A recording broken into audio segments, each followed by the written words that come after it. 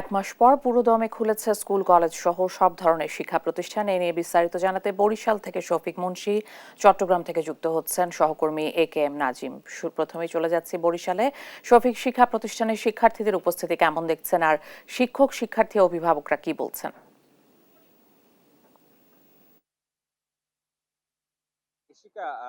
আজ সকাল থেকে কিন্তু বরিশালের যে শিক্ষা প্রতিষ্ঠানগুলোয় আমরা খোঁজ নিয়েছি, সেখানে কিন্তু শিক্ষার্থীদের উপস্থিতি বেশ চোখে পড়ার মতোই ছিল। আপনি নিশ্চয়ই জানেন যে গত 17ই জুলাই কিন্তু শিক্ষা মন্ত্রণালয়ের একটা নির্দেশে পরবর্তী ঘোষণা না দেওয়া পর্যন্ত অনির্দিষ্টকালের জন্য কিন্তু শিক্ষা প্রতিষ্ঠানগুলো বন্ধ করে দেওয়া হয়, এবং তার পরবর্তীতে যখন ছাত্র জনতার আন্দোলন একদম তুঙ্গে, সে সময় কিন্তু গত 5ই আগস্ট তৎকালীন যিনি প্রধানমন্ত্রী এবং আওয়ামী লীগের সভানেত্রী তিনি দেশ থেকে বাধ্য হন, এবং পরদিন কিন্তু আহ আহ, আন্ত যে বাহিনীর জনসংযোগ পরিদপ্তর আছে, সেখান থেকে কিন্তু একটি নির্দেশনা, পরদিন থেকে কিন্তু শিক্ষা প্রতিষ্ঠানগুলো খুলে দেওয়ার একটা নির্দেশনা আসছে, এবং শিক্ষা কার্যক্রম স্বাভাবিক করার জন্য শিক্ষা সংশ্লিষ্ট যারা আছেন, বিশেষ করে শিক্ষক বৃন্দ, তারা যেন আসলে ভূমিকা নেন, সেই ধরনের একটা কিন্তু আহ্বান সেনাবাহিনীর পক্ষ থেকে করা হয়েছিল গত 6ই আগস্ট। তার প্রেক্ষিতে কিন্তু স্বল্প পরিসরে আমরা দেখেছি বরিশালের বিভিন্ন শিক্ষা প্রতিষ্ঠান 8ই আগস্ট হলে কিন্তু আজ রোববার থেকে কিন্তু গত বৃহস্পতিবার শিক্ষা মন্ত্রণালয়ের যে প্রজ্ঞাপন, সেই আলোকে কিন্তু শিক্ষা প্রতিষ্ঠানগুলো খুলেছে। আমরা এই মুহূর্তে দাঁড়িয়ে আছি বরিশাল সরকারি মহিলা কলেজ প্রাঙ্গণে, এবং এখানে কিন্তু আমরা সকাল 9টা থেকে যেটা দেখেছি যে শিক্ষা কার্যক্রম স্বাভাবিক যেমন আছে, শিক্ষার্থীরাও আছে সেখানে উপস্থিত, এবং একই সাথে শিক্ষক বিন্দু তারা কিন্তু ক্লাস কার্যক্রম পরিচালনা করছে। বরিশাল নগরে কিন্তু অনেকগুলো আসলে শিক্ষা প্রতিষ্ঠান বিদ্যমান। তার মধ্যে বরিশাল সরকারি মডেল কলেজ আছে, হাতেম আলী কলেজ আছে, বিএম কলেজ, সরকারি মহিলা কলেজ যেমন আছে, একই সাথে কিন্তু বরিশাল বিশ্ববিদ্যালয়, বরিশাল শের-ই বাংলা মেডিকেল কলেজ হাসপাতাল, এই এই প্রতিষ্ঠানগুলো আছে, এবং সব উচ্চশিক্ষা প্রতিষ্ঠানগুলোই কিন্তু তাদের যে শিক্ষা কার্যক্রমের ধারাবাহিকতা, সেটি কিন্তু বজায় রাখা শুরু করেছে। আমরা অভিভাবকদের সাথে কথা বলেছিলাম, তারা আমাদেরকে কিন্তু এই জিনিসটা জানিয়েছিলেন যে যখন গত 17ই জুলাই শিক্ষা প্রতিষ্ঠানগুলো অনির্দিষ্টকালের জন্য বন্ধ হয়ে যায়, তখন কিন্তু তারা তাদের সন্তানদের শিক্ষার যে সাধারণ পরিক্রমা, সেটি নিয়ে কিন্তু একটি শঙ্কায় পড়েছিলেন, যেটি কিন্তু আজ অনেকাংশেই তাদের কেটে গেছে। একই সাথে শিক্ষার্থী যারা, তারা কিন্তু তাদের শিক্ষাবর্ষ দীর্ঘায়িত হওয়ার একটা আসলে শঙ্কায় ছিলেন, যে সংখ্যাটা এখন অনেকাংশেই নেই। তারা বলছেন যে এই ক্লাস কার্যক্রমের সাথে সাথে যখন পরীক্ষা কার্যক্রমও শুরু যদি হয়ে যায়, তাহলে কিন্তু আসলে তাদের যে শিক্ষা কার্যক্রমের যে ধারাবাহিকতা, সেটি আসলে বজায় থাকবে। আমরা কিন্তু শিক্ষা বোর্ডের সাথেও কথা বলেছিলাম, তারা কিন্তু বলেছিল যে এই আন্দোলনকালীন সময়ে এইচএসসি পরীক্ষা যেগুলো আসলে স্থগিত হয়েছিল, তো সেগুলো কিন্তু সেপ্টেম্বর মাসে, মানে সামনের মাসের মাঝামাঝি সময় থেকে আসলে শুরু করার এখন পর্যন্ত তাদের আসলে সিদ্ধান্ত আছে। বরিশাল থেকে আমার কাছে শিক্ষা প্রতিষ্ঠানগুলো খোলার এই ছিল সর্বশেষ। আমরা এখন চট্টগ্রামে চলে যাব, সেখানে আমাদের সহকর্মী এ.কে.এম. নাজিম জানাবেন সেখানকার অবস্থা।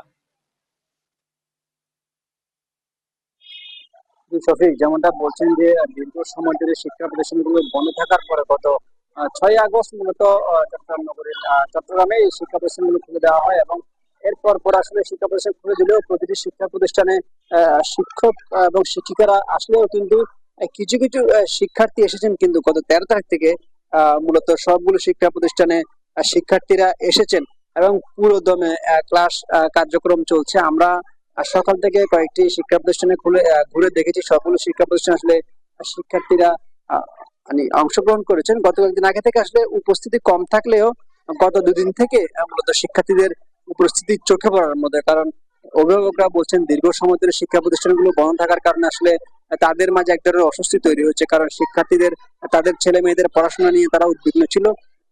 কিন্তু শিক্ষার্থীরা প্রতিষ্ঠান খুলে দেওয়ার পর থেকে তাদের যে মনোবল সেটি চাঙ্গা হচ্ছে, কারণ তাদের ছেলে মেয়েদের পড়াশোনা নিয়ে শিক্ষা অভিভাবকরা যেভাবে উদ্বিগ্ন ছিল সেটি কাটিয়ে উঠেছে। আমরা দেখেছি যে প্রতিটি শিক্ষা প্রতিষ্ঠানে যারা শিক্ষার্থী রয়েছেন তারা আহ সকালে নিয়ম মেনে যে সময়, সেই সময়ের মধ্যে স্কুলে চলে এসেছেন।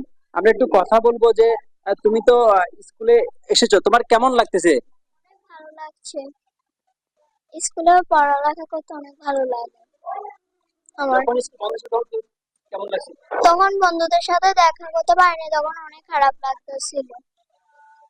এই শিক্ষার্থী যেটি বলছেন যে যখন আহ, তখন যখন প্রতিষ্ঠান বন্ধ ছিল তখন আসলে তাদের খুব মন খারাপ ছিল, কারণ তারা তাদের বন্ধুদের সাথে কথা বলতে পারেনি তারা। তাদের যে মন খারাপ ছিল, এখন যেহেতু প্রতিষ্ঠান খুলেছে তারা তাদের বন্ধুদের সাথে কথা বলতে পারতেছে। তারা ক্লাসে এসে তাদের যে পড়াশোনার কার্যক্রম সেটি তারা চালিয়ে চালিয়ে যেতে পারছে। আমরা একটি স্কুলের একজন শিক্ষিকা রয়েছেন, তার সাথে একটু কথা বলবো। আপনাদের স্কুল তো দীর্ঘ সময় বন্ধ ছিল, পরে 6 তারিখ থেকে খুলে দেওয়া হয়েছে, এখন শিক্ষার্থীরা আসছেন। তো এক্ষেত্রে শিক্ষার্থীদের উপস্থিতি কিরকম বা পড়াশোনাটা কিরকম চলছে? শিক্ষার্থীর উপস্থিতি ভালো। কারণ এই যে এই যে বৃষ্টি বৃষ্টি পড়ছে, এগুলোর কারণে কিছুটা ব্যাঘাত ঘটছে এটাই, কিন্তু বাচ্চারা 13 তারিখ থেকে স্বতঃস্ফূর্ত ভাবে প্রত্যেকটা ক্লাসে বাচ্চা আসছে এবং বাচ্চারা অনেক খুশি, অনেকদিন পরে স্কুলে আসতে পারছে। ক্লাসের শ্রেণী কার্যক্রম ভালোভাবে শুরু হয়ে গেছে। এভাবে চলছে আর কি। ধন্যবাদ আপনাকে।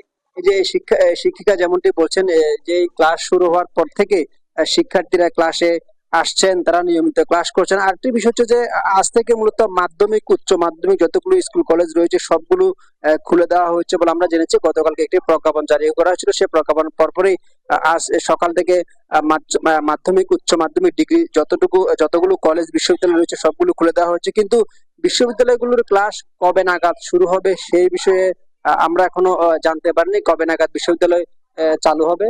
আরেকটি বিষয় হচ্ছে যে চট্টগ্রাম নগরীর মধ্যে কিন্তু আশপাশের উপজেলার যতগুলো কলেজ, স্কুল, প্রাইমারি স্কুল রয়েছে সবগুলোতে কিন্তু ক্লাস পুরোদমে চলছে। তবে কিছু কিছু জায়গায় বৃষ্টির কারণে বা সড়ক যোগাযোগ বন্ধ থাকার কারণে কিন্তু কিছু স্কুলে এখন শিক্ষার্থীরা আসলে তেমন যেতে পারছে না, কারণ গত কয়েকদিনের টানা বৃষ্টিতে চট্টগ্রামের কয়েকটি উপজেলা এখনো পানিতে তলিয়ে গেছে। সেই কারণে আসলে শিক্ষার্থীদের ভোগান্তিতে পড়তে হচ্ছে আমরা জেনেছি। এই ছিল চট্টগ্রাম থেকে আমার কাছে সর্বশেষ।